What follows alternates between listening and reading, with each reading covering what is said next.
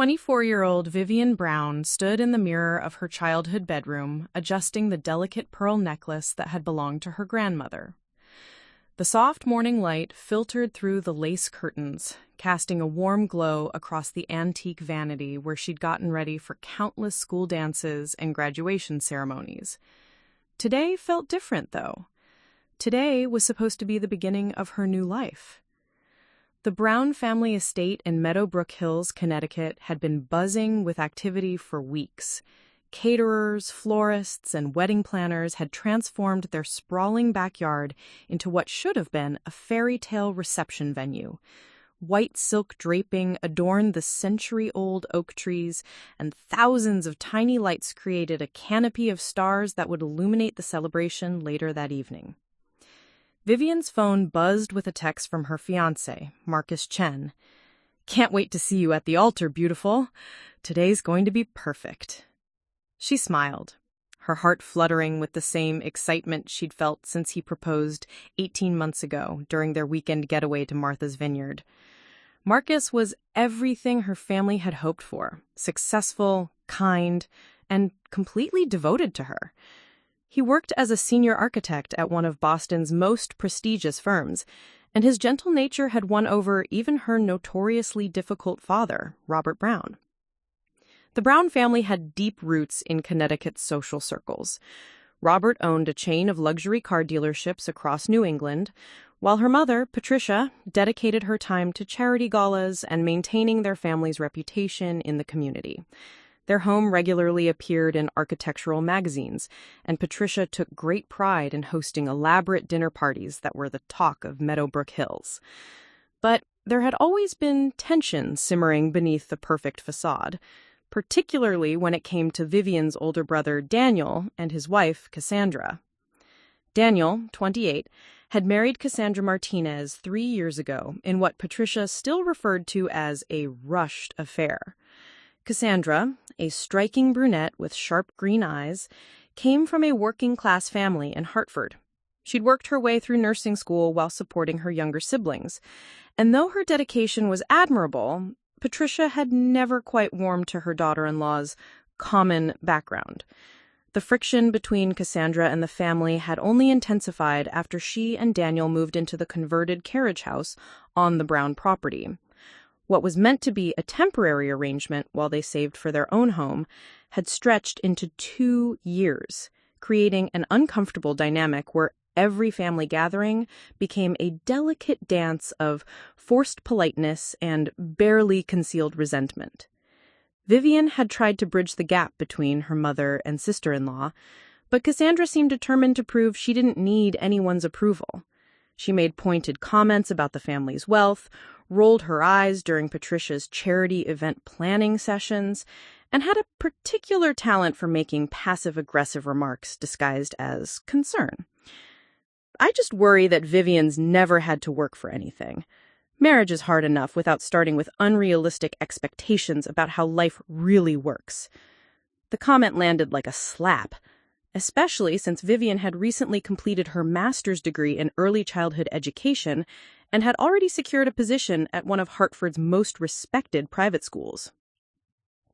Despite these underlying tensions, Vivien had been determined to include Cassandra in her wedding planning. She'd asked her to be a bridesmaid, included her in dress shopping trips, and even solicited her opinion on menu selections. Cassandra had participated, but always with a slight edge to her enthusiasm, as if she were merely going through the motions. The morning of the wedding, Vivien pushed these concerns aside. Today was about love, about the future she and Marcus were building together, and about celebrating with the people who mattered most. She had spent years dreaming of this moment, walking down the aisle in her grandmother's restored 1950s gown, surrounded by friends and family, stepping into married life with the man who made her laugh until her sides hurt and supported every dream she'd ever shared. As she applied the final touches of lipstick, she could hear the familiar sounds of her family preparing for the day. Her mother's voice drifted up from the kitchen, giving last-minute instructions to the catering staff. Her father was likely in his study, reviewing his father of the bride speech one last time. These were the sounds of home, of family, of everything that had shaped her into the woman she'd become. The ceremony itself was scheduled for 4 p.m. at St. Margaret's Episcopal Church, the same church where her parents had married 29 years ago. The reception would follow at 6 p.m. in their backyard with dinner, dancing, and what Patricia had promised would be an evening no one will ever forget. Vivien had no way of knowing how prophetic those words would prove to be. Before we jump back in, tell us where you're tuning in from, and if this story touches you, make sure you're subscribed, because tomorrow I've saved something extra special for you. The morning took an unexpected turn when Vivien's phone rang at 9:30 a.m. It was her maid of honor and best friend since college, Sarah Lellington, calling from the hotel where the bridal party was getting ready. "Viv, we have a problem." Sarah's voice was tight with barely controlled panic. "The makeup artist just called. She's in the emergency room with food poisoning. She can't make it, and all the backup artists she recommended are already booked." Vivien felt her stomach drop. They'd planned every detail meticulously for over a year, but somehow this crucial element was falling apart just hours before the ceremony. What about the hairstylist? She can do basic makeup, but nothing like what we practiced. And honestly, with 6 bridesmaids plus you and your mom, she's already going to be stretched thin with just hair. Before Vivien could spiral into full panic mode, she heard a knock on her bedroom door. "Come in," she called, expecting her mother. Instead, Cassandra entered, already dressed in her deep burgundy bridesmaid dress. Her hair was perfectly styled in elegant waves, and her makeup was flawless, professional quality that made Vivien wonder if she'd hired someone privately. "I couldn't help but overhear your phone conversation," Cassandra said, her tone surprisingly warm. "I know we've had our differences, but I don't want your wedding day ruined over something I can actually fix." Vivien looked at her sister-in-law with new interest. "What do you mean?" "Before I went to nursing school, I worked at a high-end salon in Hartford for 3 years. I specialized in bridal makeup. It's not what you originally planned, but I could do everyone's makeup this morning. I have all my professional supplies, and I promise you'll look absolutely stunning." The offer was so unexpected and generous that Vivien felt tears prick her eyes. Maybe she'd misjudged Cassandra. Maybe the tension between them had been more about her mother's attitude than Cassandra's actual feelings toward the family. "Are you serious? You'd really do that?" Cassandra's smile seemed genuine. "Of course, we're family. Besides, I know exactly how important today is to you, and I want it to be perfect." Within 30 minutes, Cassandra had transformed Vivien's bedroom into a professional makeup station. She'd brought an impressive array of high-end cosmetics, brushes, and tools that rivaled what the original makeup artist would have provided. Her technique was clearly professional level, and she worked with the kind of focus and precision that put Vivien completely at ease. "You have such beautiful bone structure," Cassandra said as she carefully applied foundation. "I've always been a little jealous of your natural features. You're going to look like an absolute princess today." The compliment felt sincere, and Vivien found herself relaxing for the first time that morning. "Thank you for doing this, Cassandra. I know things have been a little strained between all of us, but this really means everything to me." "I want us to be closer," Cassandra replied, her voice soft as she worked on Vivien's eye makeup. "I know your mom and I don't always see eye to eye, but you've always been kind to me. You included me in everything, even when you didn't have to. I appreciate that more than you know."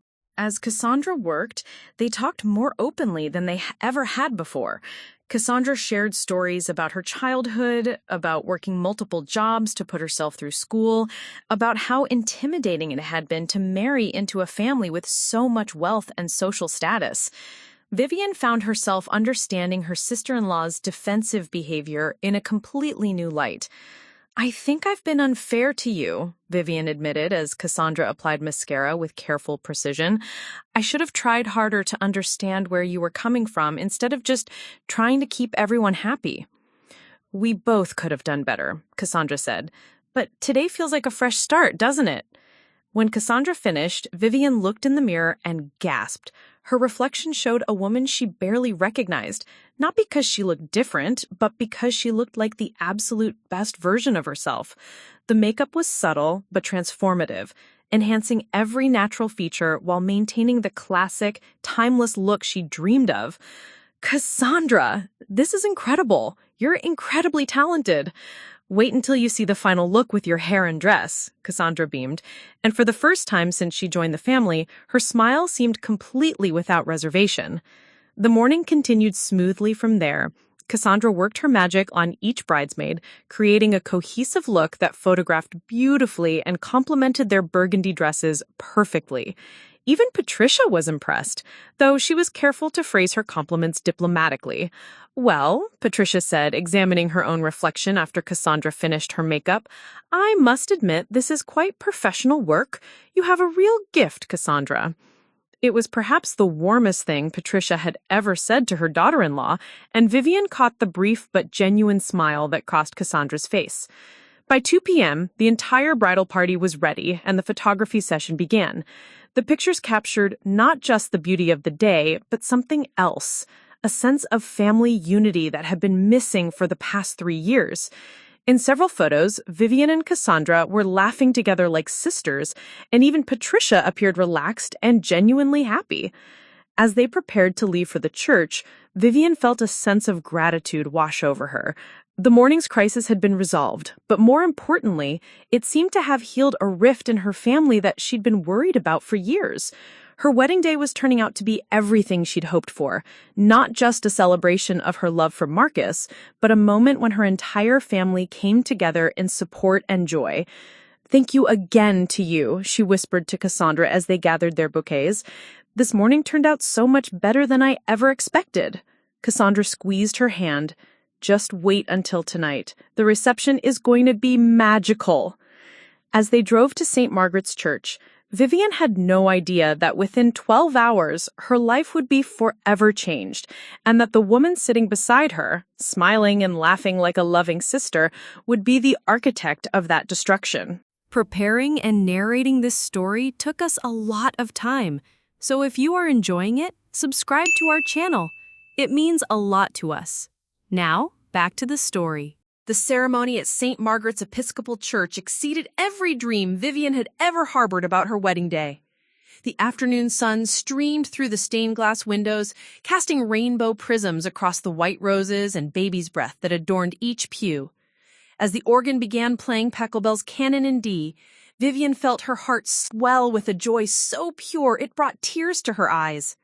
Walking down the aisle on her father's arm, she caught sight of Marcus waiting at the altar in his charcoal gray tuxedo, his face radiant with love and barely contained emotion. His best man, his brother Kevin, stood beside him grinning wildly, while the groomsmen, Marcus's college friends and Vivien's brother Daniel, looked on with genuine happiness. The vows they exchanged were personal and heartfelt, words they'd written together during quiet evenings in Marcus's Boston apartment, sharing their hopes for the future over takeout Chinese food and cheap wine. When Marcus promised to love her through every season of life, from the brightest celebrations to the darkest challenges, his voice cracked with emotion, and Vivien saw several guests reaching for tissues. Even Cassandra, standing among the bridesmaids, appeared genuinely moved. She dabbed at her eyes with a delicate handkerchief, and when Vivien glanced her way during the ring exchange, Cassandra offered an encouraging smile that seemed to say, "You're absolutely glowing." After the kiss that sealed their marriage, the newlyweds practically floated back down the aisle, their faces luminous with happiness. The receiving line outside the church was a blur of congratulations, warm hugs, and promises to celebrate properly at the reception. Mrs. Hendricks, Vivien's former piano teacher, squeezed her hands warmly. "I've watched you grow up, sweet girl, and I've never seen you happier. That young man of yours looks at you like you hung the moon." Dr. Reynolds, their longtime family physician who had delivered Vivien 24 years ago, gave her father a hearty pat on the back. "Robert, you raised a wonderful daughter. That ceremony was absolutely beautiful." Even some of Patricia's more critical society friends seemed genuinely charmed. Mrs. Pemberton, notorious for finding fault with every wedding she attended, declared it refreshingly elegant and tasteful, a far cry from these overproduced spectacles we see so often these days. As the wedding party posed for photographs on the church steps, the photographer captured something special. Not just the formal shots that would grace their album, but candid moments of pure joy. Vivien throwing her head back in laughter at something Marcus whispered in her ear, the bridesmaids spontaneously lifting their bouquets in celebration, Robert Brown wiping away a tear when he thought no one was looking. But it was the drive back to the Brown estate that marked the true beginning of what would become the most significant day in Vivien's life, though not for the reasons she expected. "I can't believe we're actually married," Vivien said, settling into the vintage Bentley her father had rented for the occasion. Her wedding dress pooled around her feet in a cascade of silk and lace, and the afternoon light caught her grandmother's pearl necklace, making it shimmer against her throat. Marcus took her hand, running his thumb over her new wedding ring. "Mrs. Chen," he said softly, testing out the sound of her new name. "Mrs. Chen," Vivien repeated, smiling. "I love how that feels." The reception venue looked even more magical than she had imagined. The caterers had exceeded themselves, transforming the Brown family's backyard into something that belonged in a luxury wedding magazine. The tent was draped in flowing white fabric that caught the early evening breeze, creating an ethereal movement overhead. Each table was set with her grandmother's china, polished silver, and centerpieces of white orchids and roses that Patricia had special ordered from a florist in Manhattan. The string quartet was already playing soft classical music as guests began arriving from the church. Vivien watched from the French doors of the main house as friends and family members wandered through the garden, cocktails in hand, admiring the setting and settling into the relaxed elegance of the evening ahead. "Vivien, dear, you need to eat something before the reception officially begins." Patricia appeared at her elbow, carrying a small plate of canapes. "You haven't had anything since breakfast, and it's going to be a long evening." It was true. Between the morning's excitement and pre-ceremony nerves, Vivien had barely managed a few bites of toast. Now, looking at the delicate smoked salmon on cucumber rounds and the tiny quiches her mother had selected, she realized she was actually quite hungry. "You're right, Mom. Thank you." She took the plate gratefully and began eating, surprised by how good the food tasted and how much better she felt with something substantial in her stomach. Cassandra appeared beside them, looking stunning in her burgundy bridesmaid dress. She had changed from her ceremony shoes into slightly lower heels for dancing and had touched up her lipstick to a deeper shade that complemented the evening lighting. "The photographer wants a few more shots of the bridal party before the sun sets completely.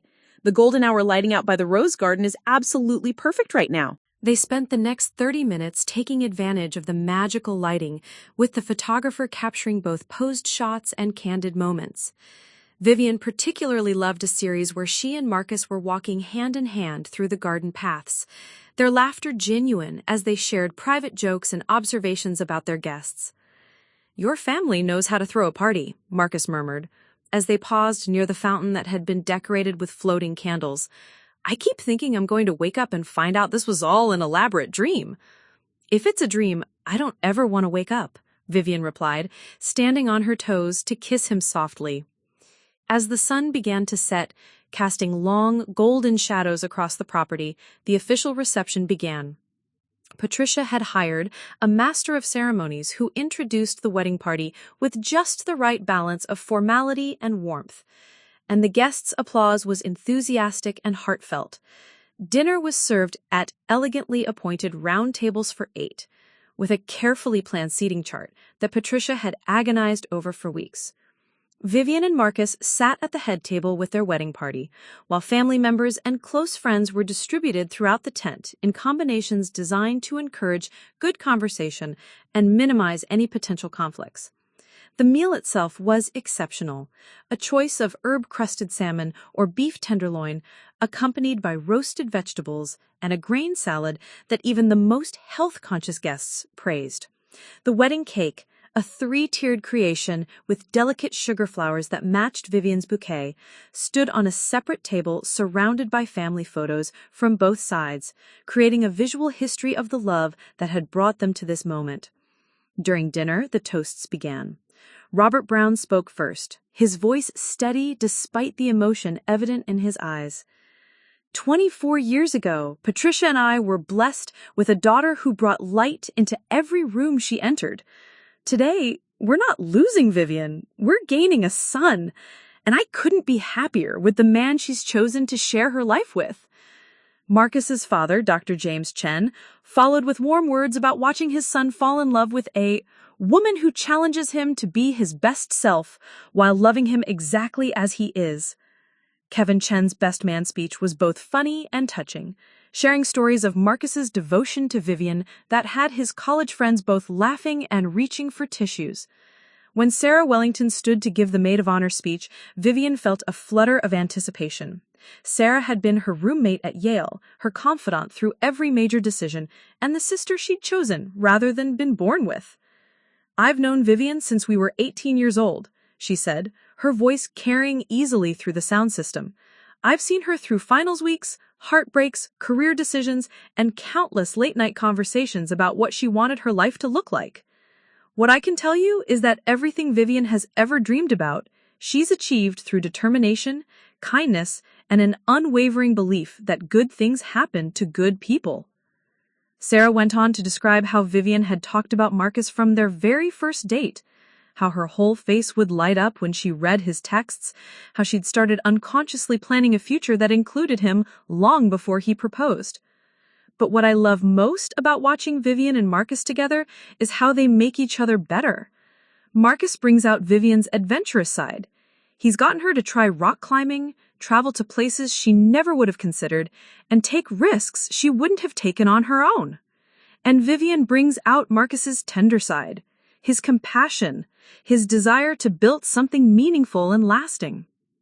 The applause was warm and sustained, and Vivien felt a tears of joy streaming down her cheeks. This was what she had dreamed of, being surrounded by people who loved her, celebrating the beginning of a new chapter with the man who had become her partner in every sense of the word. As dessert was served and the dancing began, Vivien felt a profound sense of contentment. The evening was unfolding exactly as she'd imagined, with one perfect moment flowing seamlessly into the next. Their first dance to "At Last" by Etta James was everything she had hoped for. Romantic, intimate despite the crowd of onlookers, and filled with whispered promises about their honeymoon trip to Italy. When other couples joined them on the dance floor, Vivien caught sight of Cassandra dancing with Daniel, looking happier and more relaxed than she'd seen her in months. Even Patricia was smiling genuinely as she danced with Robert, occasionally glancing over at her daughter with unmistakable pride and joy. "This is perfect," Vivien whispered to Marcus as they swayed to a slow song. "Absolutely perfect." She had no way of knowing that within the next few hours, her definition of perfection would be shattered forever, and that the woman who had helped create this magical day would be the same one to destroy it. The first sign that something was amiss came during the cake-cutting ceremony, though at the time it seemed like nothing more than a minor social awkwardness that would be forgotten by morning. Vivien and Marcus had just finished the traditional cake-cutting, laughing as Marcus playfully dabbed frosting on Vivien's nose while the photographer captured every sweet moment. The guests had applauded, champagne glasses had been refilled, and the evening seemed to be reaching its perfect crescendo when Patricia approached the microphone that had been set up for toasts. "Ladies and gentlemen," Patricia began, her voice carrying the confident tone of someone accustomed to commanding attention at social gatherings. "Before we continue with the evening's festivities, I have a small announcement to make." Vivien felt Marcus's hand squeeze hers gently. They discussed the possibility that her mother might want to make some closing remarks. Patricia loved being the gracious hostess, and it wasn't unusual for her to offer final words of gratitude at family events. As many of you know, hosting this beautiful celebration has been a labor of love for the entire Brown family. Robert and I are thrilled to welcome Marcus into our family, and we're so grateful to everyone who helped make this day special for Vivien and Marcus. The guests murmured appreciative agreement, and Vivien smiled warmly at her mother, touched by the genuine emotion in Patricia's voice. However, Patricia's tone shifted slightly, becoming more businesslike. "I do need to inform everyone that we've had to make a last-minute change to tomorrow's plans." "Tomorrow's plans. Vivien felt a flicker of confusion. There weren't supposed to be any official tomorrow plans. She and Marcus were flying to Italy for their honeymoon the following afternoon, and the only thing scheduled was a casual family brunch for immediate family members who were staying overnight. Due to some unexpected family circumstances, we'll need to cancel the farewell brunch tomorrow morning.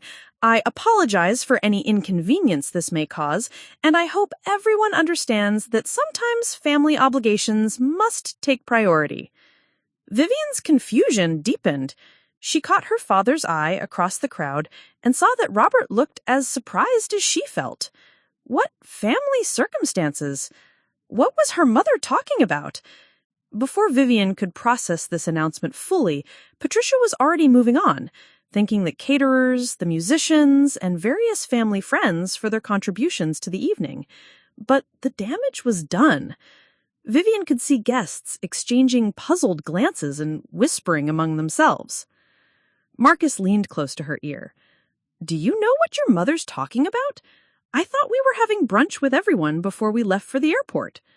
"I have no idea," Vivien whispered back, trying to maintain her smile while scanning the crowd for some clue about what was happening. That's when she noticed Cassandra standing near the edge of the tent, no longer the relaxed, happy woman who had been dancing earlier. Her face was pale, her lips pressed into a thin line, and she was staring at Patricia with an expression that could only be described as barely controlled fury. Daniel appeared at Cassandra's side, his hand touching her elbow in what looked like a gesture meant to calm or restrain her. Even from across the crowd, Vivien could see tension radiating from both of them. "Vivien, darling," Patricia's voice drew her attention back to the microphone, "would you and Marcus like to say a few words before we move into the final portion of the evening?" Still bewildered by her mother's strange announcement, Vivien made her way to the microphone with Marcus. She managed to deliver a gracious thank you to their guests, expressing gratitude for the love and support that had surrounded them all day. Marcus followed with his own heartfelt words about feeling welcomed into the Brown family and looking forward to building a future with Vivien. But as they spoke, Vivien became increasingly aware of an undercurrent of tension that hadn't been present earlier in the evening. Conversations seemed more muted, and several guests appeared to be preparing to leave earlier than expected. When they finished speaking and handed the microphone back to the MC, Vivien immediately sought out her parents.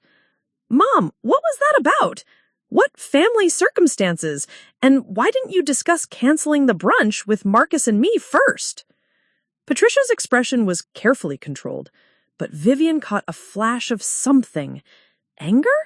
Embarrassment? In her mother's eyes? "We'll discuss it later, dear. Tonight is about celebrating you and Marcus. Let's not let anything overshadow that." "But Mom—" "Later, Vivien." Patricia's tone brooked no argument. "Your guests are waiting."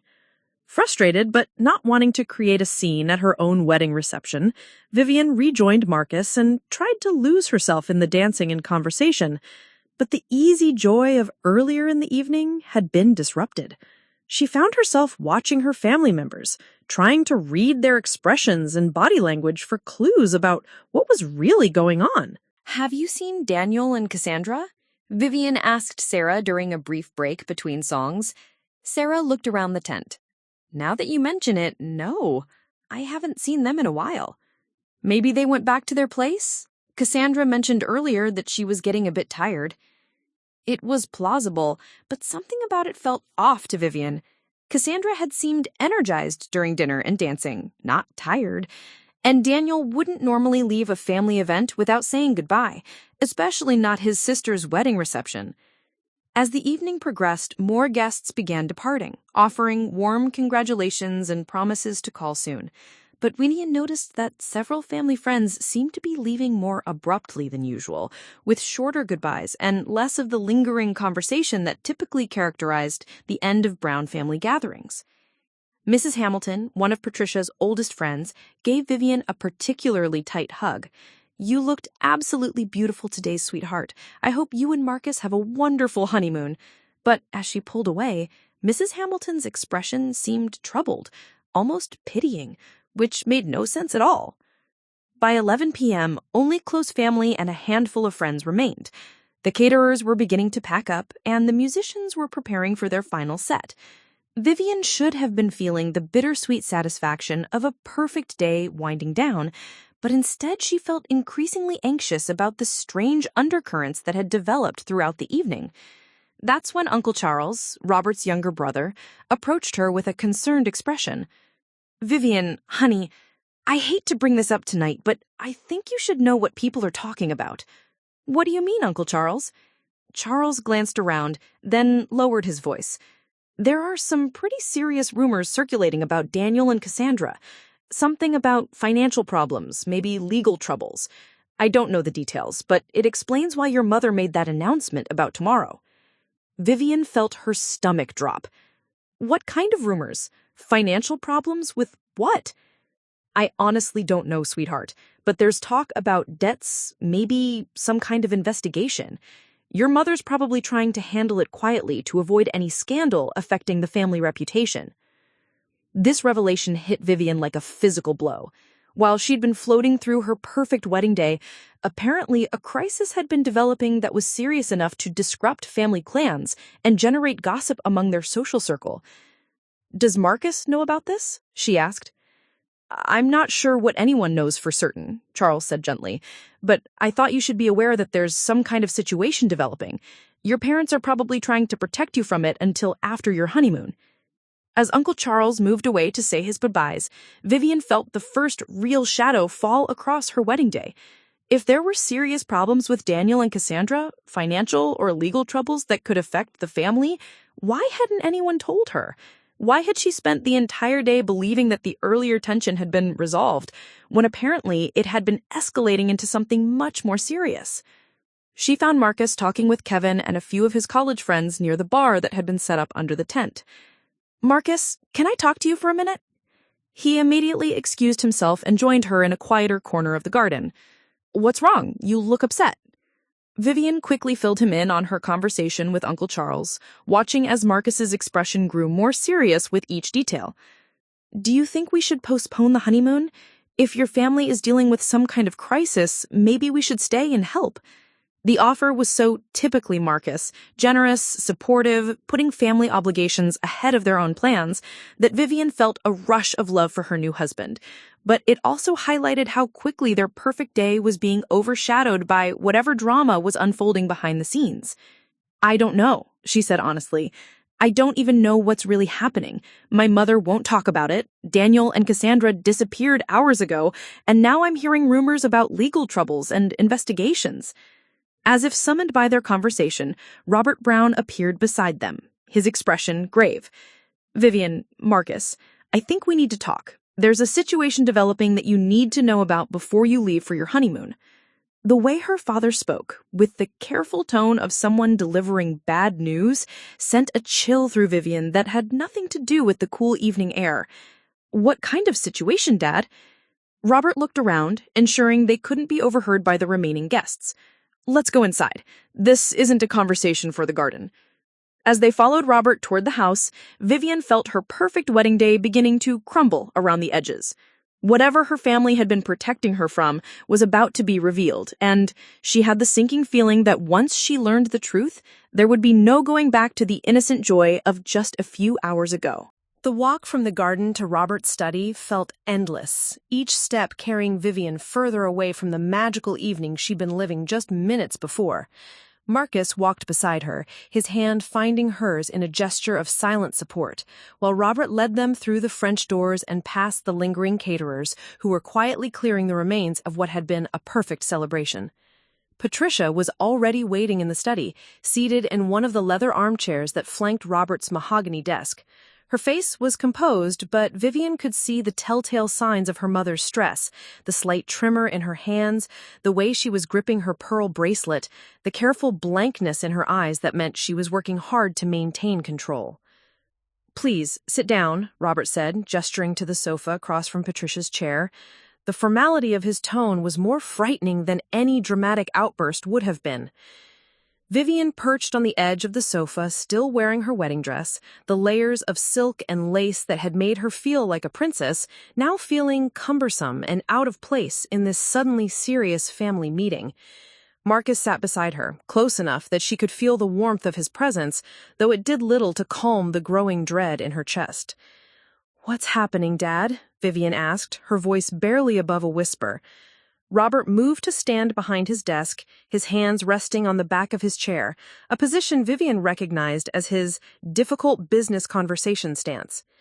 "3 weeks ago," Robert began, "I received a call from our family attorney, James Morrison. Daniel had contacted him requesting legal representation for what he described as a minor financial misunderstanding with his employer." Vivien felt her stomach clench. Daniel worked as a financial advisor at Hartford Trust and Investment, one of Connecticut's most respected wealth management firms. Any misunderstanding involving a financial advisor could be serious. "What kind of misunderstanding?" Marcus asked, his voice steady but concerned.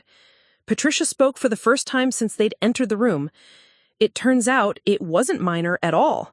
Daniel has been systematically embezzling money from client accounts for the past 8 months. The total amount is approaching $200,000. The words hit Vivien like a physical blow. "That's impossible. Daniel would never." "The evidence is overwhelming," Robert interrupted gently. "Electronic transfers, forged authorizations, falsified account statements. The firm's forensic accountants have been investigating for weeks, and they've traced every transaction back to Daniel." Vivien shook her head, unable to process what she was hearing. "But why? Why would Daniel steal money? You've always provided for him, for both of them. If they needed help, why wouldn't they just ask?" "That's what we thought," Patricia said, her voice tight with pain and disappointment. "But apparently, Cassandra has been hiding significant gambling debts. Online poker, sports betting, casino trips to Atlantic City and Mohegan Sun.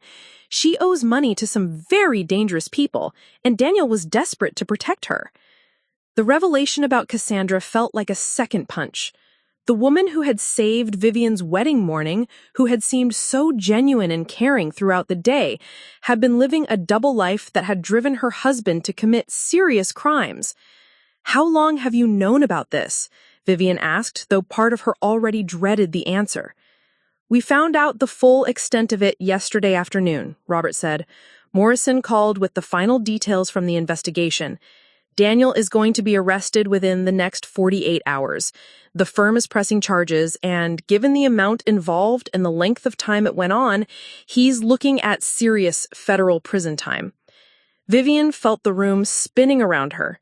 Yesterday afternoon, while she had been having her final dress fitting, while she had been excitedly texting with Marcus about their honeymoon plans, while she had been floating through pre-wedding bliss, her parents had been learning that her brother was about to be arrested for embezzlement.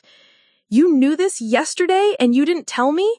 The words came out more harshly than she had intended, but she couldn't help the anger that was rising alongside her shock. "Vivien, sweetheart," Patricia said, leaning forward in her chair, "you were getting married today. We weren't going to let Daniel's mistakes ruin your wedding day." "But people already know, don't they?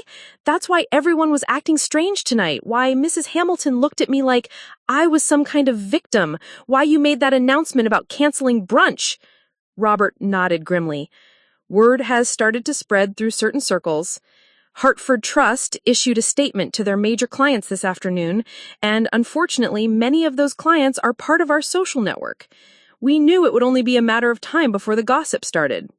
Marcus, who had been listening in stunned silence, finally spoke. "Where are Daniel and Cassandra now? Are they here at the carriage house?" "They left about 2 hours ago," Patricia said. "Daniel came to us right after the cake cutting and said they needed to go handle some urgent business. We think they may be trying to flee before the arrest warrant is issued." The implications of this hit Vivien all at once. While she'd been dancing and laughing and accepting congratulations from their guests, her brother had been saying goodbye, possibly forever. The man who had walked her down the aisle at her rehearsal, who had stood with Marcus's groomsmen, who had danced with her to their father-daughter song from childhood, had been preparing to become a fugitive. "We have to find them," Vivien said, starting to stand up. "We have to talk to Daniel, convince him to turn himself in, get him proper legal help." "Vivien, no," Robert's voice was firm. "Morrison has advised us to have no contact with Daniel until after he's been arrested. Any communication could be construed as helping him evade justice, which would make us accessories after the fact. But he's my brother! And he's made choices that put this entire family at risk," Patricia said, her composed facade finally cracking. "Do you understand what this means for us, Vivien? Your father's business depends on trust and reputation. When word gets out that our son is an embezzler, it's going to affect every aspect of our lives." The selfish concern in her mother's voice ignited something fierce in Vivien. "You're worried about your reputation? Your son is about to go to prison, and you're concerned about what the country club members are going to say? That's not fair, and you know it," Patricia snapped back. "I'm worried about all of us. Your father could lose major clients over this. The family name will be associated with financial crimes. And yes, I'm worried about the social consequences, because whether you want to admit it or not, those consequences will affect your future too." Marcus placed a calming hand on Vivien's arm. "What can we do to help Daniel now? Is there any way to minimize the legal consequences if he cooperates?" "Morrison is prepared to represent him if he turns himself in voluntarily, but if he tries to evade arrest, the charges become much more serious. Federal flight charges, additional financial crimes charges. It could mean decades in prison instead of a few years." The weight of the situation settled over Vivien like a suffocating blanket. Her brother, who had been one of her closest confidants growing up, was about to destroy his life and potentially damage everyone around him in the process. And Cassandra, who had seemed so warm and helpful throughout the wedding preparations, had been the catalyst for all of it. "I keep thinking about this morning," Vivien said quietly, more to herself than to the others. "How grateful I was to Cassandra for saving the day with the makeup crisis. How I thought it meant we were finally going to be close, that the family was healing. But it was all fake, wasn't it? She was just playing a role, pretending to care about my wedding day while she knew her gambling debts were about to destroy everything." "We don't know what Cassandra was thinking," Marcus said gently. "Maybe she was genuinely trying to make your day special despite everything else that was happening." But Vivien shook her head, a new and more disturbing realization beginning to form. "No, there's something else, something about this morning that doesn't make sense." She turned to her parents, her mind racing through the events of the day with new perspective. The makeup artist getting food poisoning. Doesn't that seem like an awfully convenient coincidence? What are the chances that our makeup artist gets sick on the exact morning when Cassandra happens to have professional level skills and all the equipment needed to do everyone's makeup? Robert and Patricia exchanged a look that told Vivien her suspicion wasn't as far-fetched as it might have seemed. "You think Cassandra sabotaged our original makeup artist somehow?" "I think Cassandra has been manipulating situations for months, maybe years," Vivien said, her voice growing stronger as the pieces began to fall into place.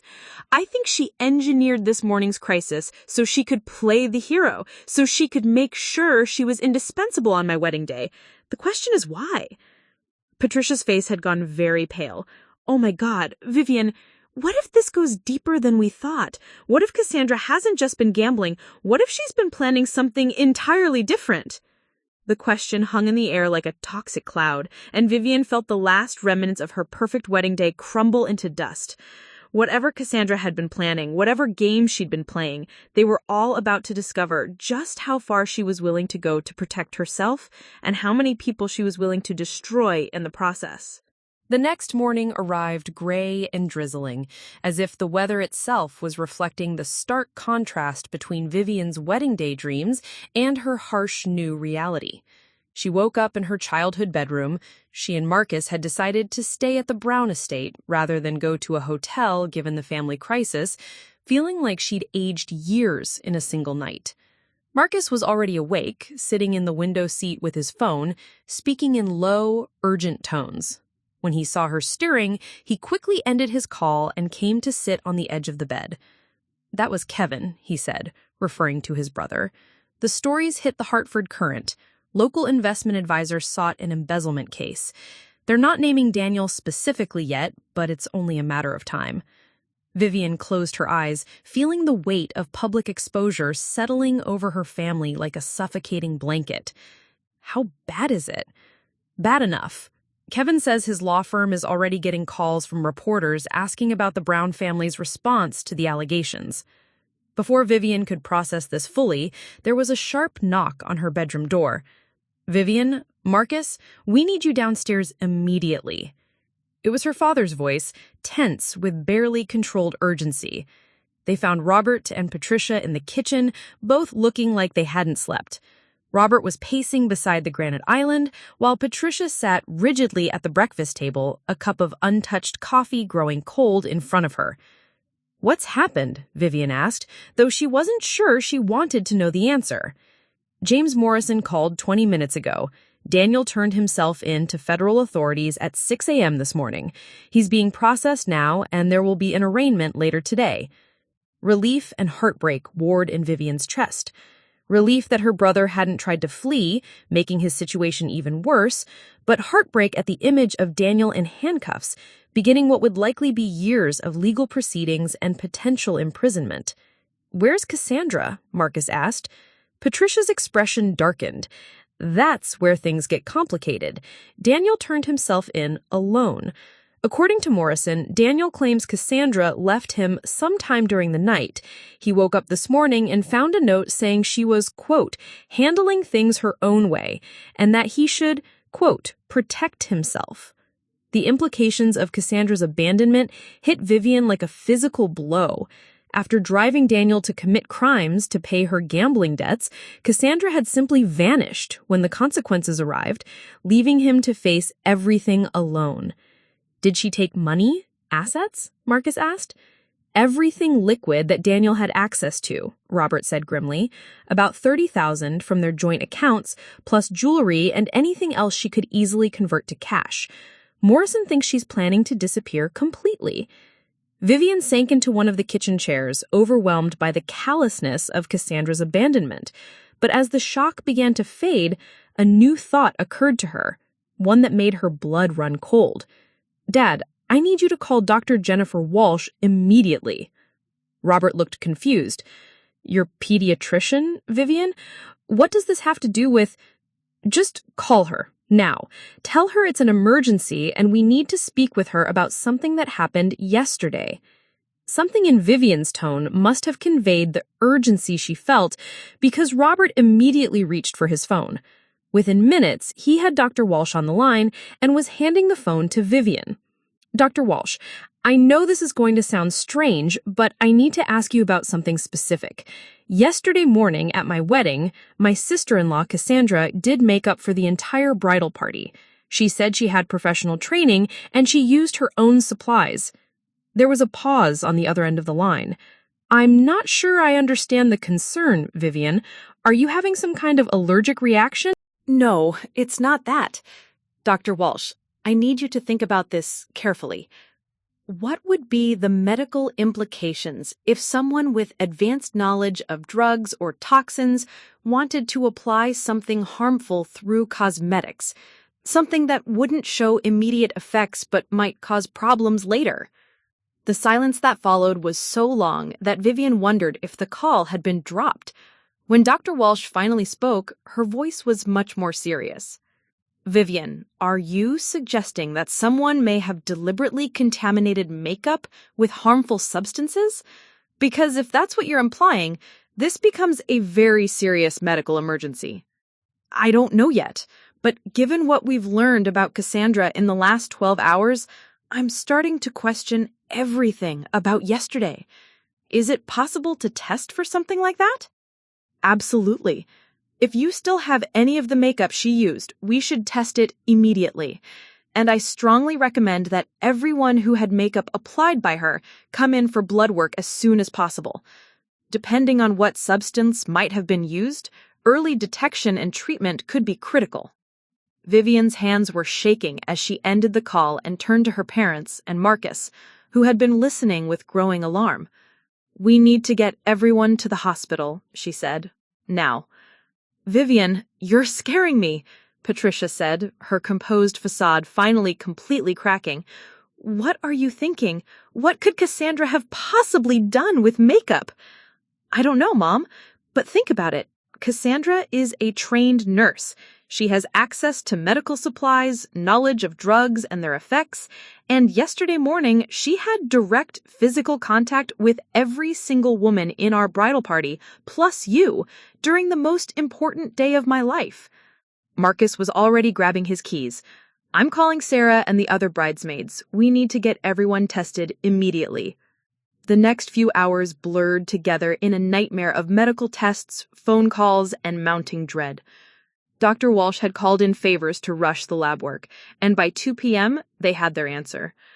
The makeup that Cassandra had used contained traces of arsenic, not enough to cause immediate death, but enough to cause serious long-term health problems, particularly with repeated exposure.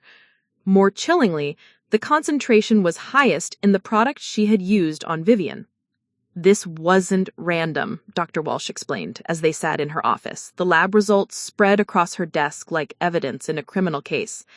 "This was carefully calculated. Whoever did this has significant knowledge of toxicology and dosing. They were planning for these substances to accumulate in your systems over time, causing symptoms that would initially seem like stress, fatigue, or other common ailments. But why?"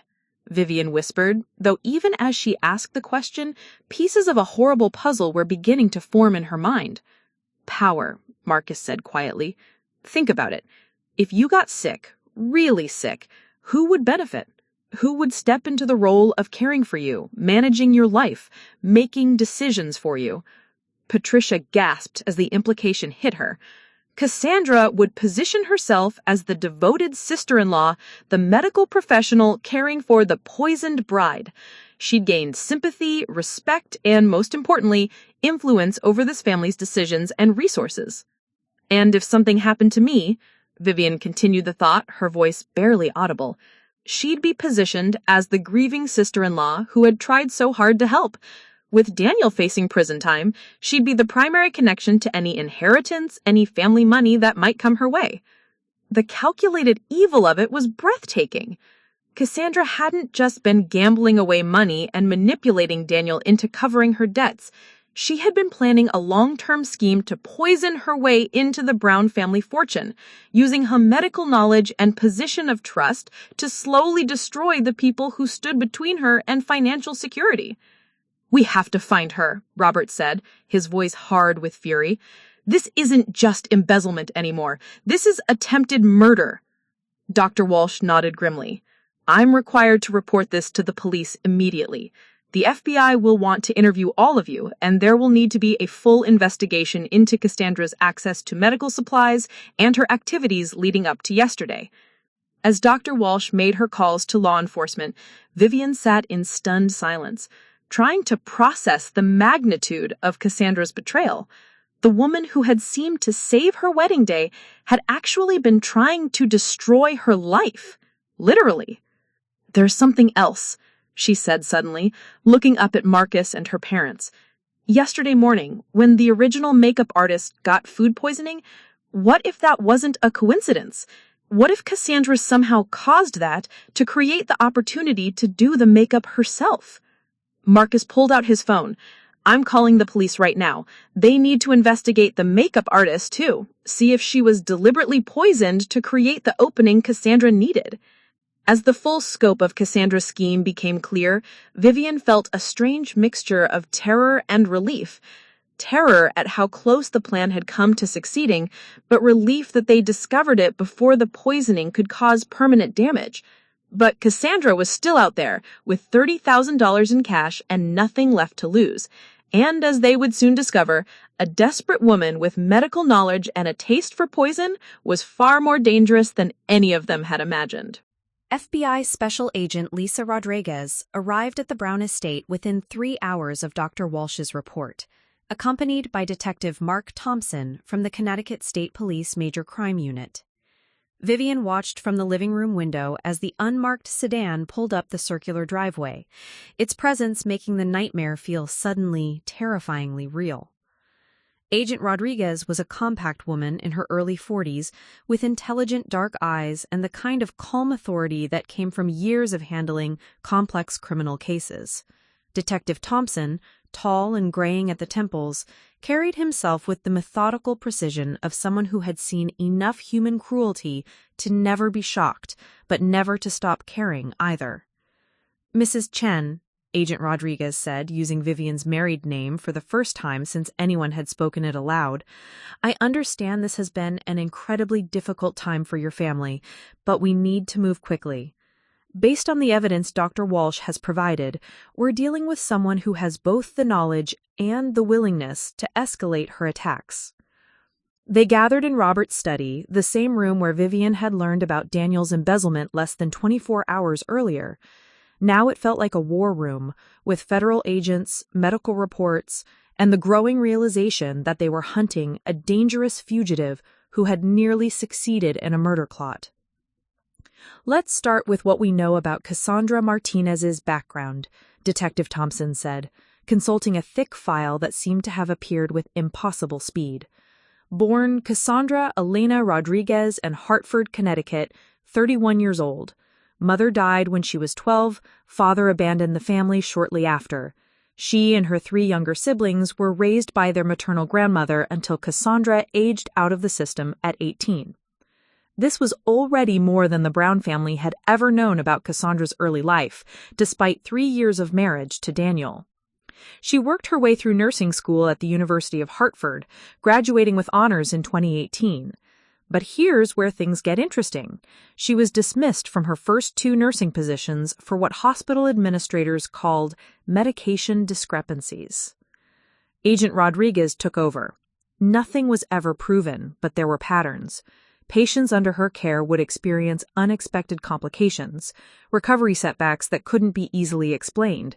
In both cases, she was quietly let go with neutral references to avoid potential liability issues.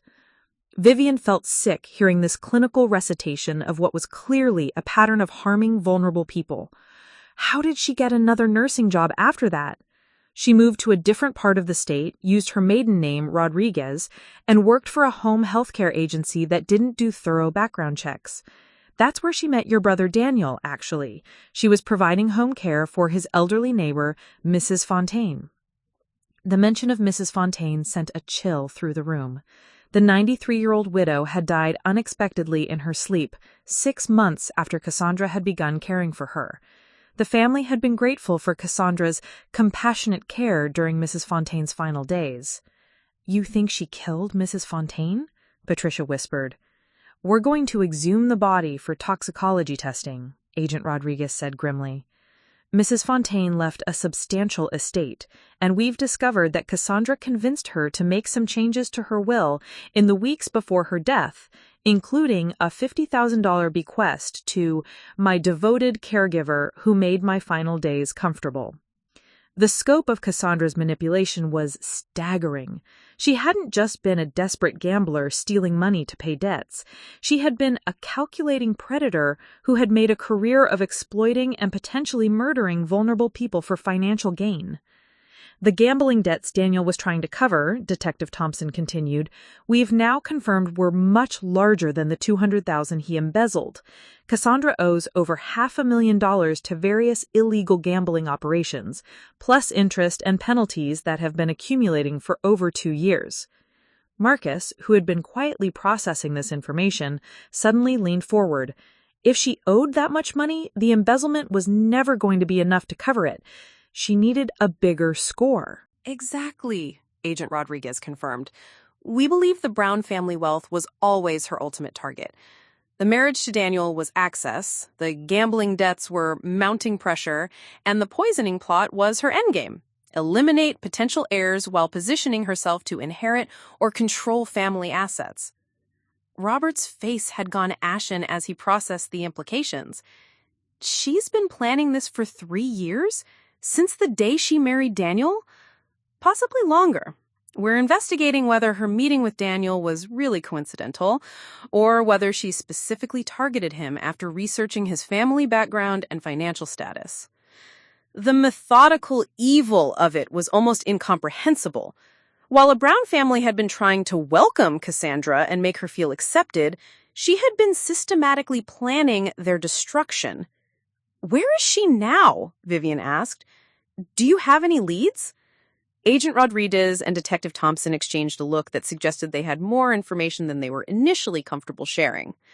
"We have some concerns about that," Thompson said carefully. Cassandra withdrew the $30,000 from Daniel's accounts, but we've also discovered she had access to several other financial resources that Daniel wasn't aware of, including the $50,000 from Mrs. Fontaine's estate and what appears to be proceeds from selling stolen jewelry and other items over the past several months. "How much money are we talking about?" Robert asked. "Close to $100,000 in liquid assets. Plus, she's proven she knows how to manipulate people and situations to acquire more. She could stay hidden for a long time if she's careful." But Agent Rodriguez was shaking her head. "The problem is, we don't think she's planning to disappear permanently. Her psychological profile suggests she's not finished with this family." The words hit the room like a physical blow, and Vivien felt Marcus's hand find hers in a grip that was both protective and frightened. "What do you mean?" Patricia asked, though her voice suggested she already suspected the answer. "Cassandra has invested 3 years in this family. She's committed multiple felonies, and she's burned her relationship with Daniel beyond any possibility of repair. But she also came very close to succeeding with a plan that would have given her access to significant wealth. People with her psychological profile don't just walk away from that kind of potential payoff." Detective Thompson pulled out a manila folder and opened it to reveal several photographs. "We've confirmed she's still in the area. These are security camera photos from a motel in Waterbury taken this morning. She's changed her appearance, cut and dyed her hair, different clothes, but facial recognition software confirms it's her." The photos showed a woman who looked like Cassandra but transformed. Short black hair instead of long brown, different makeup, even her posture seemed changed. But her eyes remained the same. Calculating, cold, and determined. "She's planning something," Agent Rodriguez continued, "and based on her pattern of behavior, it's likely to be more direct and more dangerous than the poisoning attempt." "What can we do to protect ourselves?" Marcus asked. "We're placing your family under protective surveillance while we track her down. But we also need your help to anticipate her next move. She knows your routines, your relationships, your vulnerabilities better than any stranger could. Where would she go? Who would she approach? What would give her the best opportunity to get close to you again?" As they discussed security protocols and potential targets, Vivien found herself thinking about the woman she had believed was finally becoming a true sister-in-law. The conversations they'd shared, the moments of apparent warmth and connection. Had any of it been real? Or had it all been part of an elaborate performance designed to lower their guard? The answer came sooner than any of them expected. Vivien's phone buzzed with a text message from an unknown number. "I'm sorry it had to end this way, but you never really welcomed me into your family. Tomorrow night at 8 p.m., the old mill on Riverside Road. Come alone and I'll disappear forever. Bring anyone else and I'll make sure your whole family pays the price. You have 24 hours to decide if you want this to end peacefully." Agent Rodriguez read the message over Vivien's shoulder, her expression grim, but not surprised. "She's accelerating her timeline. This gives us an opportunity, but it's also extremely dangerous." "You want to use me as bait," Vivien said, not really asking a question. "It's the best chance we have to capture her safely. But, Mrs. Chen, I need you to understand, this woman has already tried to kill you once. Going to meet her, even with full law enforcement backup, involves serious risk." Vivien looked around the room at her family and her new husband, all of whom looked terrified at the prospect of her walking into Cassandra's trap. But she also knew that until Cassandra was caught, none of them would ever be truly safe. "When do we start planning?" she asked. The old Riverside Mill had been abandoned for 15 years. Its red brick facade weathered and its broken windows like dead eyes staring out across the Connecticut River. As Vivien approached the building at exactly 8 p.m., wearing a wire and surrounded by invisible federal agents positioned throughout the area, she felt like she was walking toward her own execution. The past 24 hours had been a blur of planning, preparation, and barely controlled terror. Agent Rodriguez and her team had meticulously planned every aspect of the operation, from the placement of sharpshooters on nearby rooftops to the sophisticated recording equipment hidden in Vivien's clothing. The goal was simple in theory: get Cassandra talking, capture her confession on tape, and arrest her before she could harm anyone. In practice, as Rodriguez had repeatedly emphasized, they were dealing with someone who had already demonstrated both medical knowledge and a willingness to kill. One wrong move, one unexpected variable, and Vivien could become Cassandra's final victim. "Remember," Rodriguez's voice crackled softly through the nearly invisible earpiece Vivien wore. "Keep her talking as long as possible. We need her to admit to the poisoning, the embezzlement scheme, and ideally Mrs. Fontaine's murder. Don't try to be a hero. Our people are in position and we'll move in the moment we have what we need." The mill's main entrance was chained shut, but a side door stood slightly ajar, creaking softly in the evening breeze. Vivien pushed it open and stepped into the cavernous space that had once housed massive textile machinery.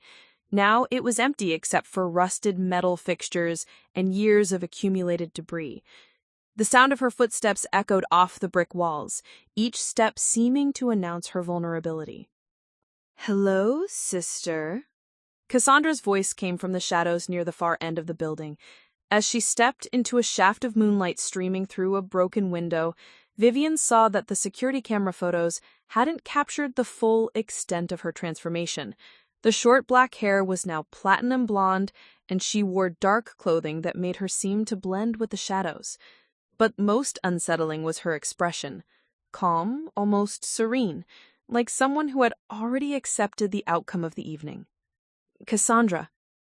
Vivien tried to keep her voice steady. "You wanted to talk. Here I am." "Are you wearing a wire, Vivien? Are your federal friends hiding in the bushes outside?" Cassandra's tone was conversational, almost friendly. "It doesn't matter. I know they're here. I'm actually counting on it." This wasn't what anyone had expected, and Vivien felt her carefully rehearsed questions evaporate. "What do you mean?" She smiled, and for a moment she looked like the woman who had saved Vivien's wedding morning with professional makeup skills and apparent sisterly care. "I mean that everything I've done over the past 3 years has been leading to this moment. Not the money, not the gambling debts, not even getting rid of you. This conversation, right here, right now, with the FBI listening to every word." "I don't understand." "Of course you don't. You've never understood anything about what it's like to come from nothing, to have to fight and claw for every opportunity, to watch privileged people like your family treat money like it's meaningless, while people like me have to choose between food and medicine." Cassandra began walking slowly around the perimeter of the room, keeping her distance but maintaining eye contact. "Do you know what it's like to watch your younger siblings go hungry because there's no money for groceries, while your nursing patients complain about their stock portfolios and vacation homes?" "So you decided to murder them?" Vivien asked, finding her voice. "Mrs. Fontaine, your patients at the hospitals, me, we deserved to die because we had money?" Cassandra laughed, a sound devoid of warmth. "Mrs. Fontaine was 93 years old and dying anyway. I just made it more comfortable for her, and she was grateful enough to leave me something in her will." "The hospital patients?" She shrugged. "Medication errors happen all the time in understaffed facilities. No one looks too closely when an elderly patient has complications." "But why me? Why my family? Daniel loved you. He committed crimes for you." "Daniel was weak," Cassandra spat, her calm facade cracking slightly. "He had access to everything I needed, but he didn't have the spine to take what should have been ours. He was content to live in that little carriage house, playing house, while his family looked down on me like I was some kind of charity case. We never—" "Don't lie to me." Cassandra's voice echoed through the empty building. "Your mother made it clear from day one that I wasn't good enough for precious Daniel. Your father treated me like hired help. And you You are the worst of all, with your condescending kindness, always trying to include me like I was some pathetic creature who needed your pity." The hatred in Cassandra's voice was so pure, so absolute, that Vivien finally understood this had never been about money or gambling debts. It had been about years of accumulated resentment that had twisted into something murderous. "So you plan to poison us all?" "Just you initially. The perfect slow-acting poison, something that would cause gradual organ failure that could be attributed to stress or a rare illness. I would have been the devoted sister-in-law, the medical professional caring for you in your final months. Your family would have been so grateful, so dependent on me." Cassandra's eyes gleamed with the memory of her plan. "And after you died, naturally your parents would have wanted to take care of Daniel and me, make sure we were provided for, maybe even change their wills to ensure we were taken care of. With you gone, Daniel would have been the only heir, and I would have been his loving, grieving widow." The calculated nature of it was breathtaking.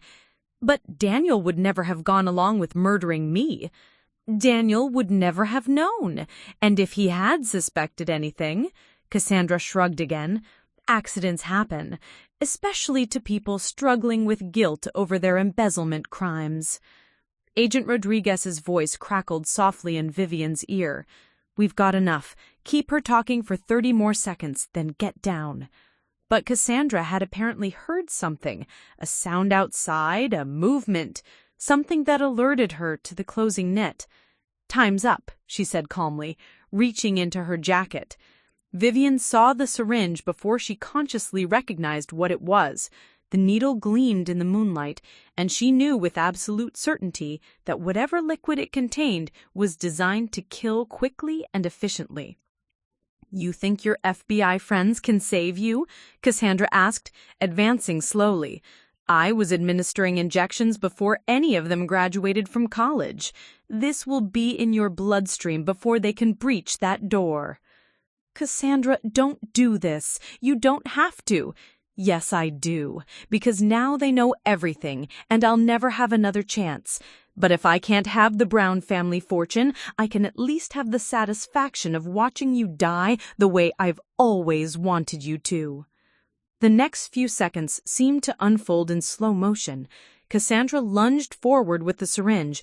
Vivien threw herself sideways, hearing the mill's doors explode inward as federal agents stormed the building. Red laser dots danced across Cassandra's chest as multiple voices shouted commands to drop the weapon. But Cassandra was already moving, faster than anyone had anticipated. The syringe caught Vivien's arm as she fell, the needle penetrating the fabric of her jacket but not breaking skin. Before Cassandra could adjust her grip for a second attempt, Detective Thompson tackled her to the ground, the syringe skittering across the concrete floor. "It's insulin," Agent Rodriguez announced after a rapid field test of the syringe's contents. "Concentrated enough to cause fatal hypoglycemic shock within minutes. If she'd managed to inject you—" She didn't finish the sentence, but she didn't need to. Vivien understood exactly how close she had come to dying in the same building where Cassandra's 3-year plan had finally come to an end. As they led Cassandra away in handcuffs, she turned back to look at Vivien one final time. Her expression was no longer calculating or angry, just empty, like someone who had gambled everything on a single hand and lost. "You still don't understand," she called out as the agents guided her toward the door. "You think this is over, but you'll never be safe. People like me, people with nothing left to lose, we're everywhere, and we're watching families like yours waiting for our chance." The threat lingered in the air long after Cassandra disappeared into the federal custody vehicle, leaving Vivien with the unsettling realization that while this particular nightmare was ending, the world was full of predators who saw wealth and privilege as justification for any crime. But as Marcus wrapped his arms around her in the parking lot outside the mill, surrounded by the flashing lights of law enforcement vehicles, Vivien felt something she hadn't experienced since her wedding morning: genuine safety, not because the threat was over, but because she finally understood its true nature and because she knew she had the strength to face whatever came next. 6 months after the confrontation at Riverside Mill, Vivien Chen stood in the courthouse hallway watching her brother Daniel emerge from his sentencing hearing. At 28, he looked decades older, his face gaunt from the stress of legal proceedings and the weight of his choices. The judge had sentenced him to 18 months in federal prison, followed by 3 years of supervised probation. A relatively lenient sentence, considering the amount he had embezzled, largely due to his cooperation with authorities and his testimony against Cassandra. "I'm sorry," Daniel said, quietly, as he approached Vivien and Marcus. The words seemed inadequate after everything that had happened, but they carried genuine remorse that hadn't been there during the height of his desperation. "I know sorry doesn't fix anything, but I needed to say it one more time before—" He gestured helplessly toward the federal marshals waiting to escort him to begin serving his sentence. The agreement meant he would likely serve 12 months with good behavior, but those 12 months stretched ahead of all of them like a chasm that might never fully heal. "I know you are," Vivien said, surprised by the steadiness in her own voice. "And I forgive you, Daniel. Not for Mom and Dad's sake, not because we're family, but because I've learned something important about holding on to anger. It gives people like Cassandra power over us long after they're gone." Marcus squeezed her hand, a gesture that had become automatic in the months since the Mill confrontation. Their delayed honeymoon in Italy had been replaced by therapy sessions, legal depositions, and the slow process of rebuilding trust within their family, but their marriage had emerged stronger for having been tested so severely so early. Daniel's eyes filled with tears. "She convinced me that you all looked down on me for not being successful enough, that the family would never really accept her because she came from nothing. She made me believe that taking the money was just evening the playing field, that rich families like ours owed something to people like her.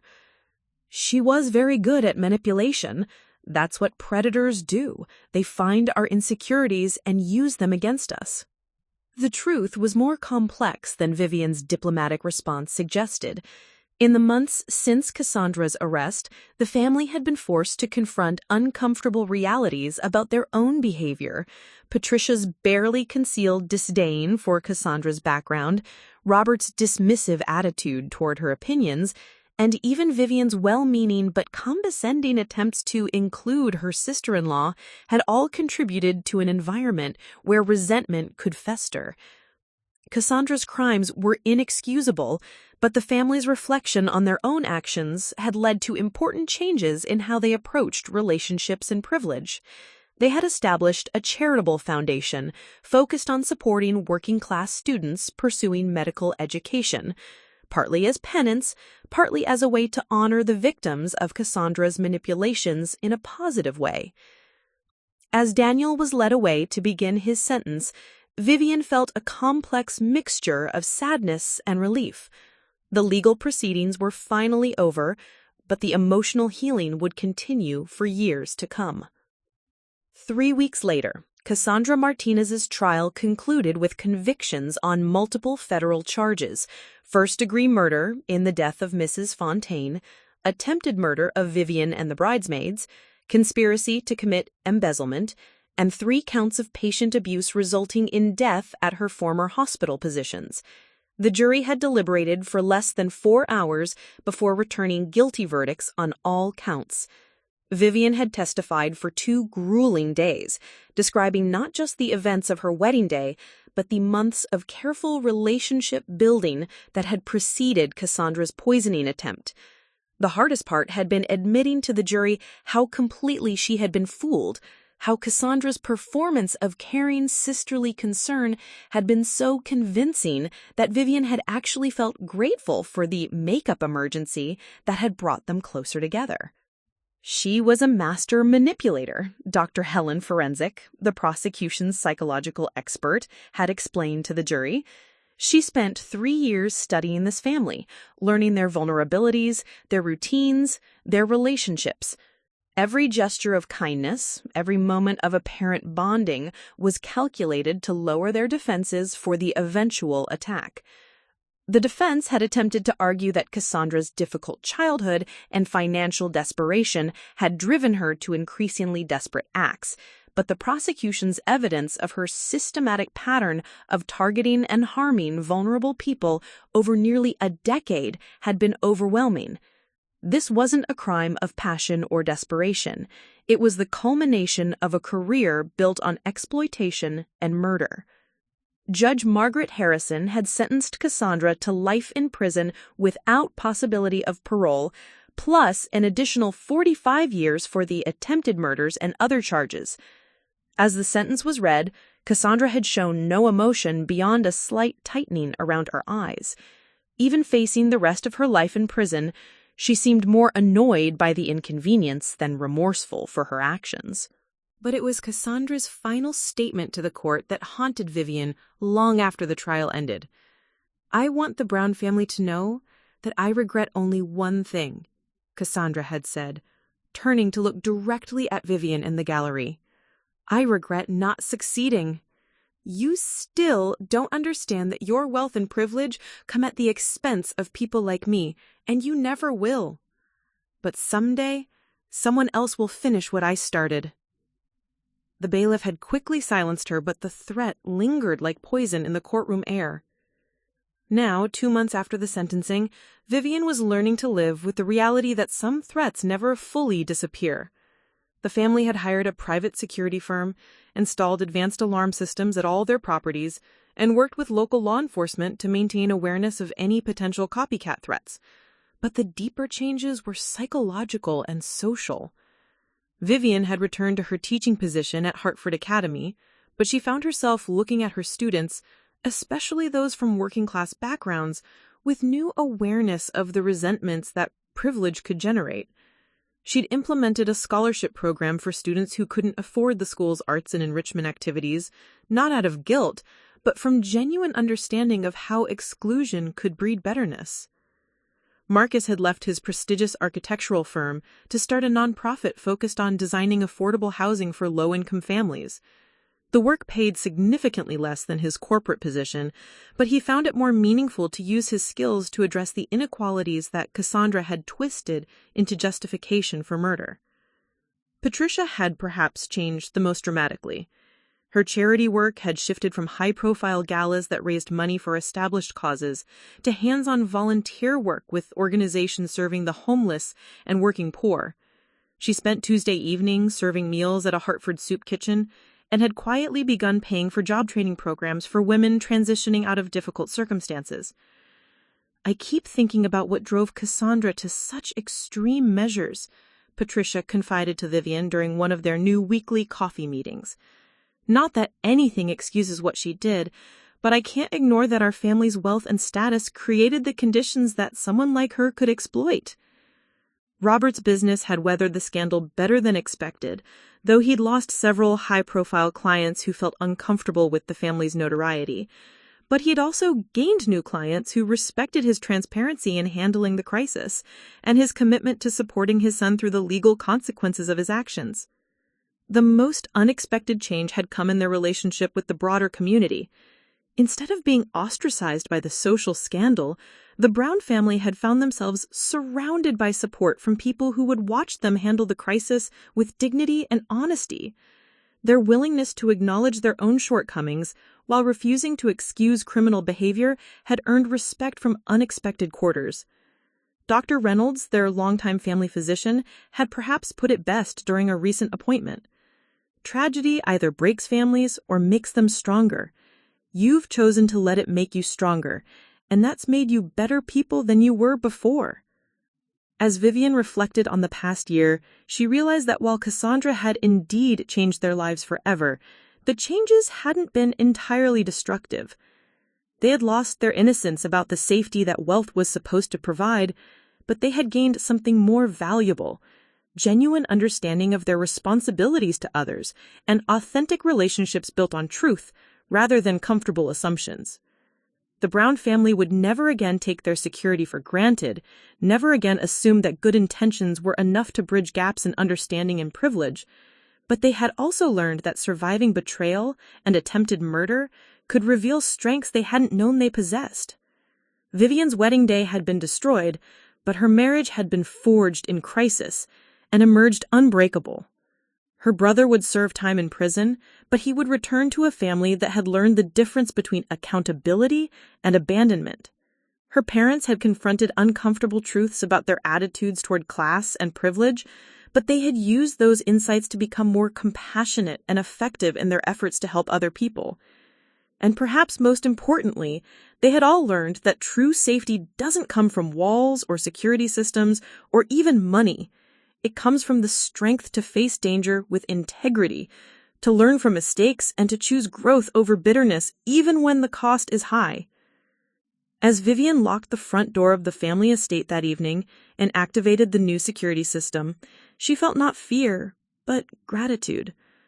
Gratitude for surviving, for growing, and for discovering that even the most devastating betrayals could become opportunities for becoming better people than they had been before. Cassandra Martinez had intended to destroy the Brown family, but instead she had accidentally given them the gift of seeing themselves clearly and choosing to become worthy of the second chance they'd been given. Up next, you've got 2 more standout stories right on your screen. If this one hits the mark, you won't want to pass these up. Just click and check them out. And don't forget to like, subscribe, and turn on the notification bell so you don't miss any upload from us.